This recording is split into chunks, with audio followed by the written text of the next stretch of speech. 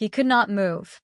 Kim Jae-won stood at that food stand like a man who had just watched the ground open beneath his feet, because the last time he had seen her, she was sitting at their breakfast table with divorce papers in front of her and tears she was too proud to shed. She had given him everything, 5 years, her savings, her scholarship, her belief, her body, her prayers.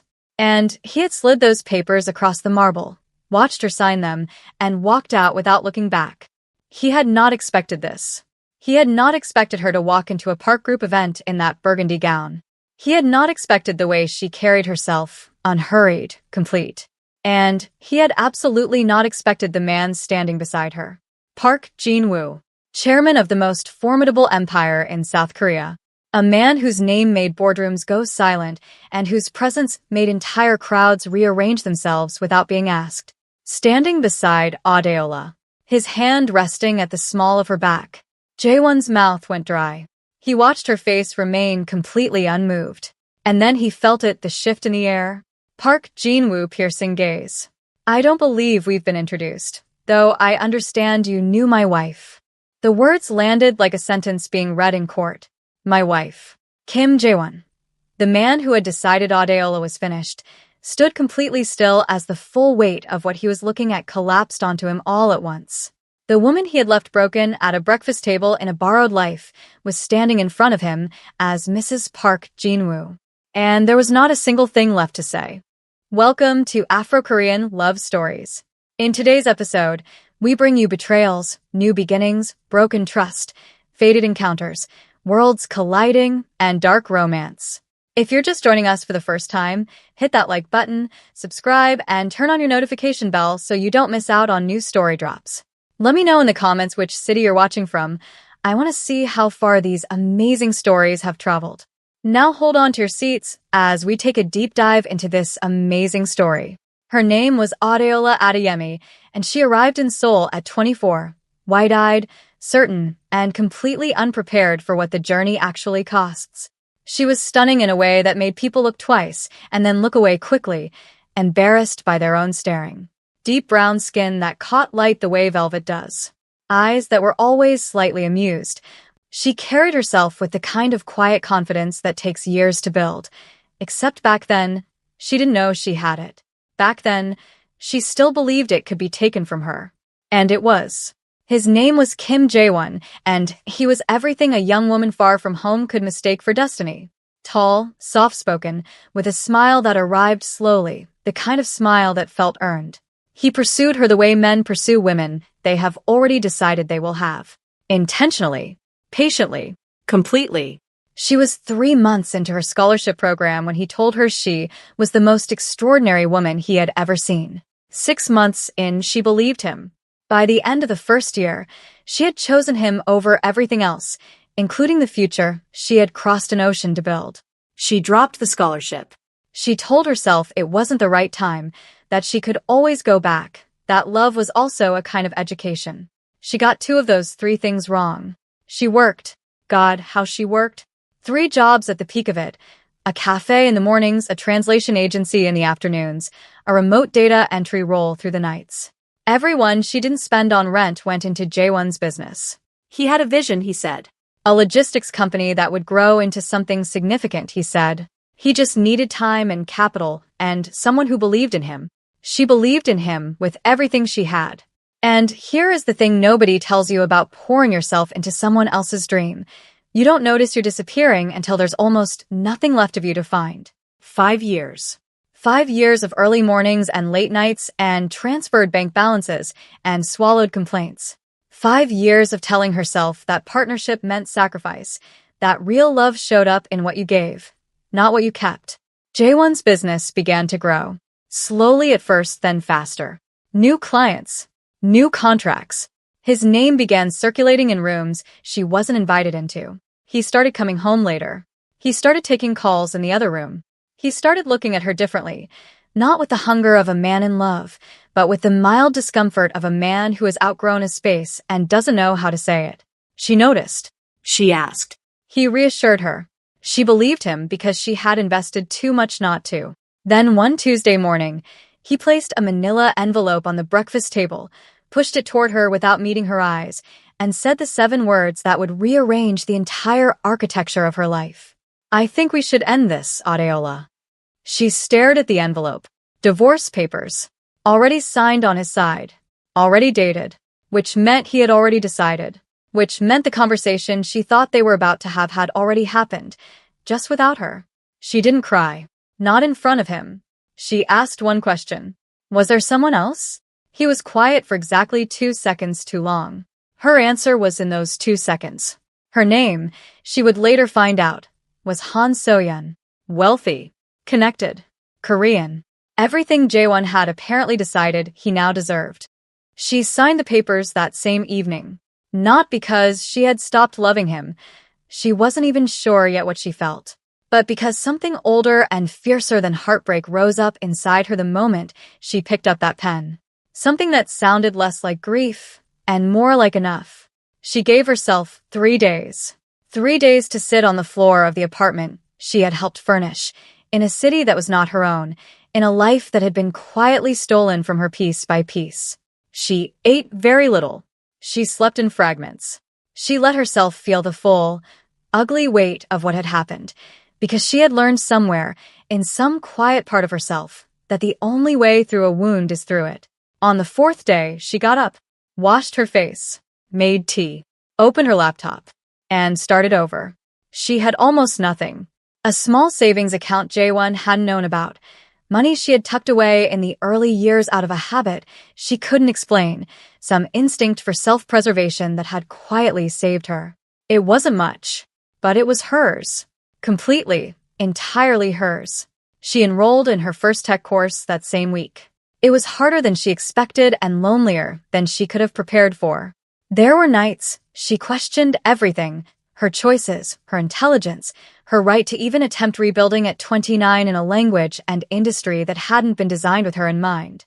There were forums where she felt invisible and classrooms where she had to work twice as hard just to be taken half as seriously. But Adeola Adeyemi had spent 5 years building someone else's dream. She knew how to work in the dark. She knew how to push past exhaustion. She knew how to believe in something that hadn't proven itself yet. This time, she was just doing it for herself. Within 18 months, she had completed 3 certifications. Within 2 years, she had built her first app, a seamless, beautifully designed platform that solved a specific problem in the Seoul expat market. Apartment listings, community connections, and local service translations all in one place. Simple, elegant, necessary. It grew faster than she had planned for. By the end of year 3, she had a small team, a modest but healthy revenue stream, and a reputation in Seoul's tech circles as someone who understood both the human problem and the technical solution. She wasn't famous. She wasn't wealthy. But she was standing, firmly, fully, on ground she had built with her own hands. And she was just getting started. The call came on an ordinary Wednesday. Her assistant forwarded it with a note that simply read, "Park Group. They want a meeting." Adeola stared at those 4 words for a long moment. Park Group. There was not a single person in Seoul's business world who did not know that name. A conglomerate so vast and so deeply embedded in the city's economy that trying to trace its edges was like trying to find where the sky ends. Hotels, finance, construction, technology. And underneath all of it, in the spaces where business and power blur into something older and darker, a reputation that made people speak carefully when the name Park Jin-woo came up. She had heard the stories. Everyone had. She went to the meeting anyway. The Park Group headquarters occupied the top 6 floors of a building that looked like it had been designed to make everyone who entered it feel slightly smaller than they were. She rode the elevator to the 43rd floor, smoothed her blazer, and told herself she was simply meeting a potential client. The doors opened into a boardroom that was already full. Senior executives, legal counsel, a technical team with expensive equipment and careful expressions. They all looked up when she walked in. And then he walked in. Park Jin-woo. He was taller than she had imagined, broad-shouldered, unhurried, dressed in a charcoal suit that had clearly been made specifically for his body. His face was the kind of handsome that feels almost architectural, precise, symmetrical, striking in a way that had nothing soft about it. He moved through the room the way powerful men move, without acknowledging the space they take up, because the space simply rearranges itself around them. He sat at the head of the table, looked at the room briefly, and then his eyes landed on her. They stayed there for exactly 1 beat longer than necessary. She held his gaze. She had learned, in the years since Jaewon, not to be the first one to look away. Something shifted almost imperceptibly in his expression. Not a smile. Not quite. But something. "Miss Adeyemi," he said. His voice was low, measured, with the particular cadence of a man who has never had to raise it to be heard. "I've reviewed your work. Your platform's architecture is unlike anything currently in our internal pipeline. We have a problem. Our people tell me you might be the solution." She opened her folder. "Tell me about the problem." And just like that, they began. The project was a complete digital overhaul of Park Group's operational infrastructure, a transition from legacy systems to a fully integrated tech ecosystem. The kind of work that could take a large firm 18 months. She proposed doing it in 11 with a leaner, smarter architecture. Jinwoo approved it without blinking.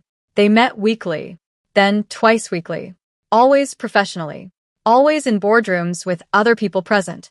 But there was a current underneath every meeting, quiet, undeniable, the kind of thing that neither of them named because naming it would require acknowledging it, and acknowledging it would change everything. He noticed things.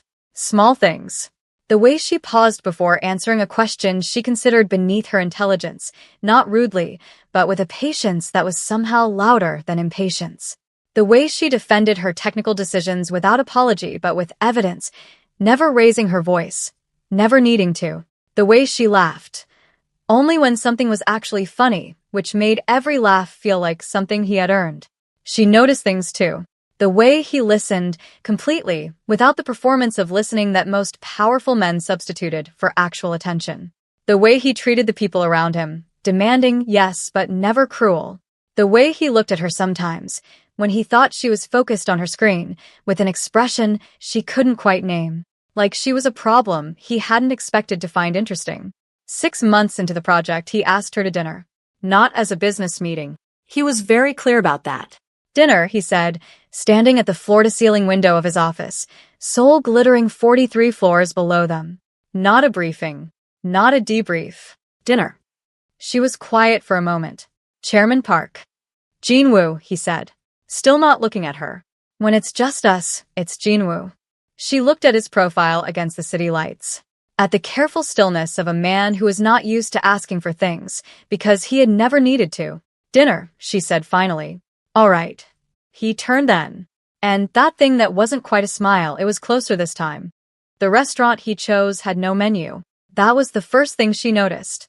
No menu, no other visible guests, no music except something low and instrumental that seemed to exist specifically for the room they were sitting in.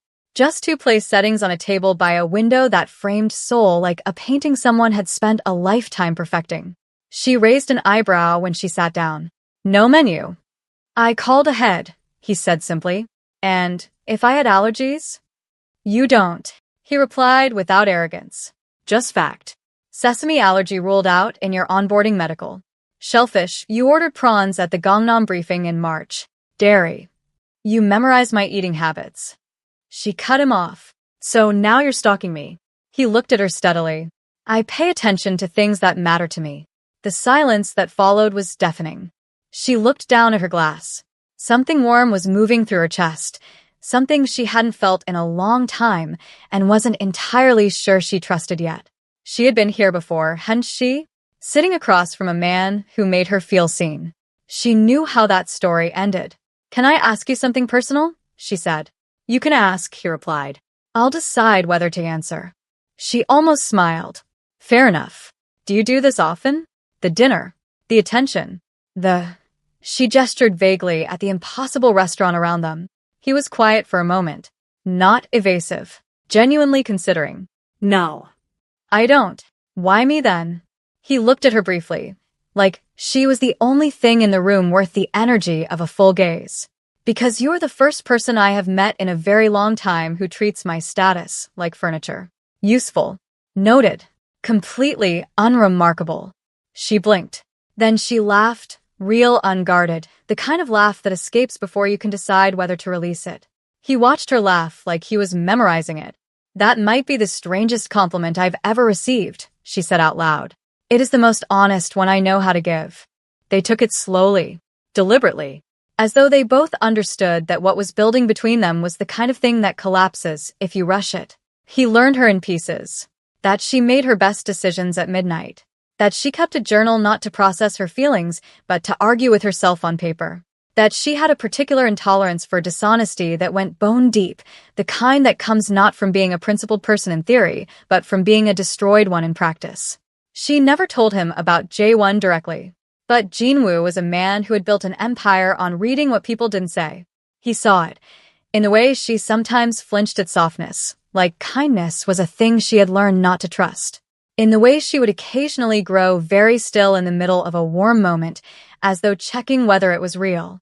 One evening, sitting on the rooftop of his private residence, the city below them and the sky above them doing something spectacular with clouds and fading light, he said quietly, "Someone hurt you badly." It wasn't a question. She kept her eyes on the horizon. Someone let me fund his entire life and then decided I wasn't Korean enough to stay married to. The air changed. She felt him go still beside her. "He's in Seoul?" Jinwoo asked. His voice had dropped half a register. "Somewhere," she replied. "I don't track him." That single sound carried more weight than most sentences. She finally looked at him. His jaw was set. His eyes were on the horizon, but they weren't seeing it. She recognized that expression now. It was the one he wore when he had already made a decision and was simply waiting for the appropriate moment to execute it. "Jinwoo." "Yes." "Leave it. Let it go. It's all in the past." A long pause. Then slowly, the tension in his jaw released just slightly. He looked at her. "As you wish." But she noticed he didn't say yes. 3 months later, he asked her to marry him. Not with fanfare. Not in public. In his kitchen at 7 in the morning, while she was stealing coffee she hadn't been offered yet, wearing his oversized cardigan over her clothes because Seoul in November had opinions. He was leaning against the counter watching her with that expression she had come to understand was his version of completely undone. "Marry me," he said, like it was the most logical thing he had ever said. She turned around slowly, coffee cup halfway to her lips. "I'm sorry. You heard me." "Jinwoo, it's 7 in the morning. I'm aware. Marry me." She stared at him. At this man, this terrifying, careful, surprisingly tender man who had dismantled every wall she had rebuilt brick by patient brick, who had never once made her feel like a guest in her own life, who had looked at her, really looked, and stayed. "I've been married before," she said quietly. "It didn't." "I know." He cut her off and crossed the kitchen in 3 steps, took the coffee cup gently from her hands, set it on the counter, and held her face in both of his. "I am not him. And you are not who you were then. Marry me, Adeola." Her eyes were burning. She hated that her eyes were burning. "You're very inconvenient," she whispered. "I've been told. More times than one. Is that a yes?" She looked at him for a long moment, at the steadiness in his eyes, at the man who had memorized her eating habits and called it paying attention, at the man who had gone still with fury on a rooftop when he heard what had been done to her and controlled it, for her. She blurted out with tears. He exhaled, slowly, quietly, like a man releasing something he had been holding for a very long time. Then he kissed her. Not urgently, not hungrily, with the particular deliberateness of a man who has finally arrived somewhere he intends to stay. "Now, before we get to what happens next, I need you to pause for a second. Have you ever poured everything you had, your money, your dreams, your most precious years, into someone who looked you in the eyes, let you sacrifice it all, and then walked away the moment they no longer needed you?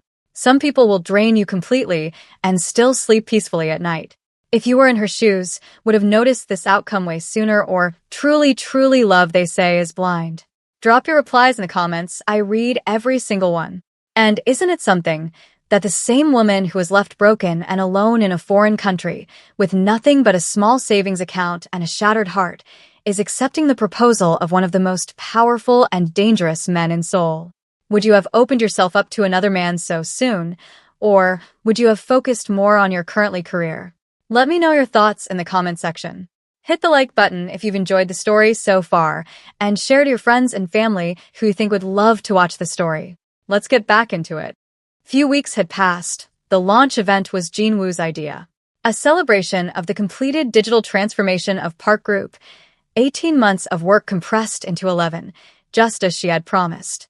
The venue was a sprawling rooftop space in Gangnam, dressed in black and gold, with souls spread out beneath it like something that had been arranged specifically for the occasion. 400 guests. Every significant name in Korean business, technology, and finance. Cameras from 3 major publications. And Adeola, in a deep burgundy gown that moved like water when she walked, her hair pinned up with 2 loose pieces framing her face, arrived on the arm of Park Jinwoo. The room noticed. But tonight there was something additional in the air, a curiosity, a murmur that passed between guests like electricity through a wire. Because the woman beside him was not the kind of woman Seoul's elite circles had seen on his arm before. She was warm where this world was cold, radiant, and real in a way that made everything around her look slightly performative. She felt the stares. She had learned to wear them like weather, something that exists, something you acknowledge, something that does not stop you from moving. Jinwoo leaned down slightly as they moved through the crowd. "You're doing the thing," he murmured. "What thing?" "The thing where you pretend the entire room isn't staring at you." "I'm not pretending," she said quietly. "I genuinely don't care." He looked at her sideways. That almost smile. "I know. It's extraordinarily attractive." She kept her expression composed, but her hand tightened slightly on his arm. The evening moved beautifully. Speeches. Applause. Jinwoo was in his element, present, commanding, saying precisely what needed to be said and nothing more. Adeola was mid-conversation with Park Group's head of international partnerships when she excused herself quietly and made her way toward the refreshment area. The food stand was tucked at the edge of the rooftop, beautifully arranged, slightly quieter than the main floor. She was reaching for a glass when she heard a voice behind her, a voice she had not heard in 3 years. "Adeola." She stilled, just for a fraction of a second, the involuntary response of a body that remembers pain before the mind has time to process it. Then she composed herself completely and turned around. Kim Jae-won. He looked good. That was the first thing she registered, and she registered it without feeling. He was dressed well, his business clearly still thriving, his confidence sitting on him like a well-fitted jacket. Beside him, slightly behind him, stood a woman in a silver dress, Han So-yeon, the woman he had left her for. Pretty in a careful, constructed way. Her eyes moved over Adeola. Jae-won's eyes moved over her differently. "I thought that was you," he said. His voice carried that familiar cadence, warm on the surface. "What are you doing here?" "This is a Park Group event." "Yes, it is," she replied.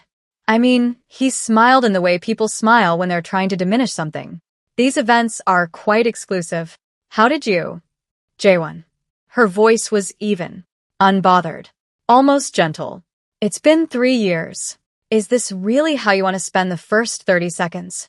He blinked. He had expected something else, nerves, perhaps. Shrinking. The Adeola he had left would have shrunk. "You look," he started. "I know," she cut him off. His jaw tightened slightly, still as sharp as ever. There it was, the edge underneath the pleasantry. "I heard you started some small app. Good for you. These things take time to really." Kim Jae-won. The voice came from behind Adeola. Low. Quiet. Jae-won looked up, and the color left his face so completely and so quickly that it was almost interesting to watch. Park Jin-woo stood behind his wife, not touching her, not crowding her, but present. His eyes were on Jae-won with an expression that had no anger in it whatsoever, which somehow made it significantly more terrifying. "I don't believe we've been introduced," Jin-woo said. "Though I understand you know my wife." The words landed like stones dropped into still water. "My wife." Jae-won's mouth opened. Closed. I'm sorry, your wife," Jin-woo repeated, pleasantly. "You were speaking to her just now. I watched from across the room. I noticed your tone."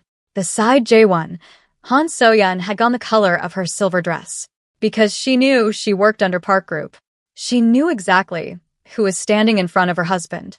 She knew exactly what that tone of voice meant from this particular man. She knew the stories. She had sat in boardrooms where his displeasure had ended careers without him raising his voice once. "Chairman Park," she said quickly, stepping forward slightly, her voice tight with the effort of staying controlled. "I am so sorry. My husband meant no disrespect. He didn't realize that she was my wife." Jin-woo cut her off. His eyes moved to So-yeon briefly, or that she deserved basic respect regardless. So-yeon's mouth closed. The silence around the food stand had expanded. Nearby guests had gone very still. Jae-won found his voice. "Chairman Park, I assure you, Adeola and I are old acquaintances. I was simply... You are speaking to my wife with a familiarity and a condescension that I found inappropriate." Yes. Yes, sir. I apologize." The words came out stripped of everything, the confidence, the casual cruelty, the smile that had once slid divorce papers across a breakfast table. "Sincerely. I meant no disrespect to you, or to Mrs. Park." Adeola kept her face completely composed, but something settled in her chest, quiet and warm and final. Jin-woo looked at him for one long moment. Then he looked at So-yeon. "My team will escort you to the exit.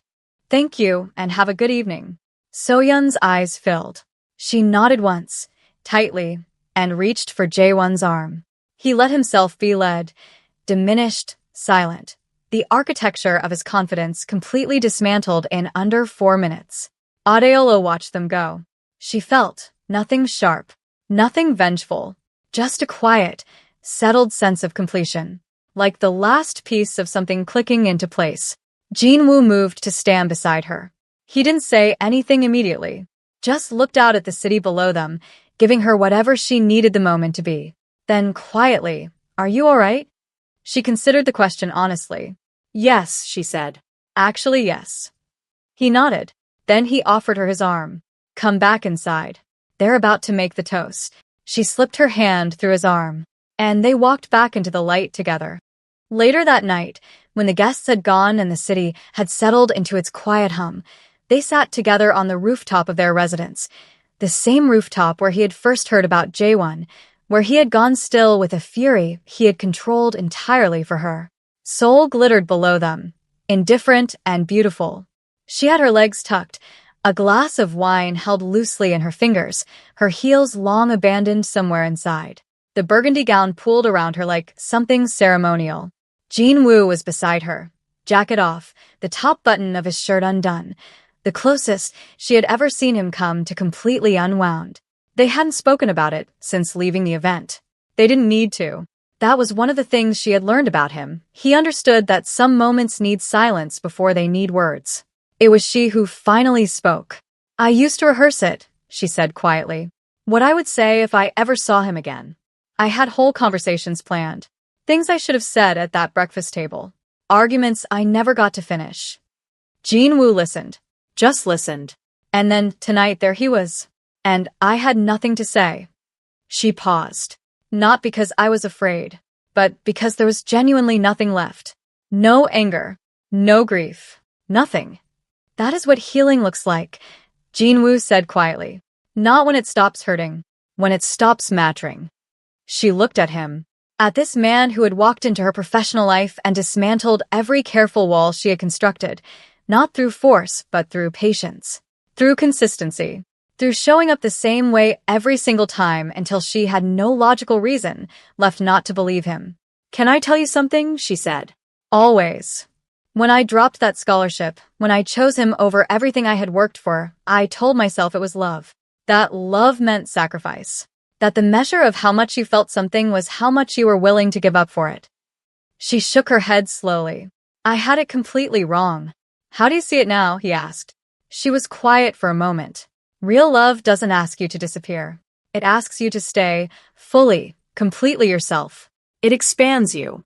It doesn't hollow you out." Jin-woo reached over and took her hand. Not dramatically. Just took it. Held it. "For what it's worth. I am grateful every day that you rebuilt yourself before I found you.